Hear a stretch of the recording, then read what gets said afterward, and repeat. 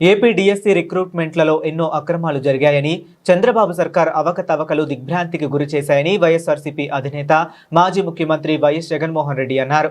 Paper లీకుల్లో చంద్రబాబుదే record అని చెప్పుకొచ్చారు.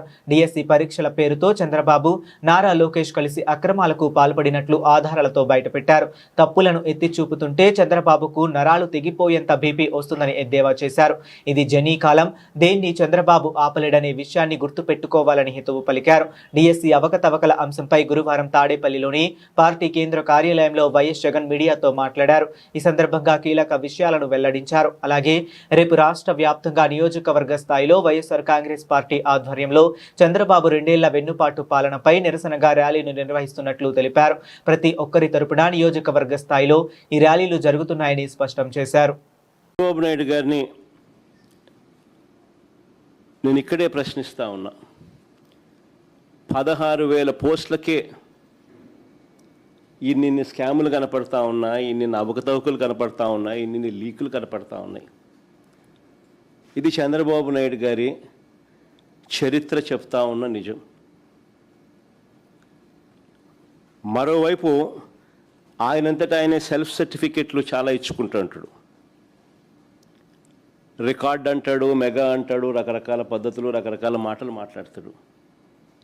నేను చెప్తా ఉన్నా చంద్రబాబు నాయుడు గారికి, అయ్యా చంద్రబాబు నాయుడు గారు, రికార్డ్ అంటే ఏమిటి, రికార్డ్ అంటే ఏమిటో నేను ఒకసారి చెప్తా,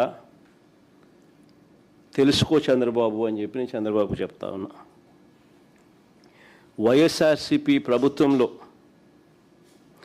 రాష్ట్ర చరిత్రలో కానీ దేశ చరిత్రలో కానీ కని విని ఎరుగని రీతిలో ఒకే నోటిఫికేషన్ ఒకే టైంలో 130,000 ఉద్యోగాలు భర్తీ చేసిన చరిత్ర ఈ రాష్ట్రంలో కానీ ఈ దేశంలో కానీ ఎక్కడైనా జరిగింది అని అంటే అది ఒక్క వైఎస్ఆర్సీపీ ప్రభుత్వంలో మాత్రమే జరిగిందని గర్వంగా చెప్పగలుగుతాను.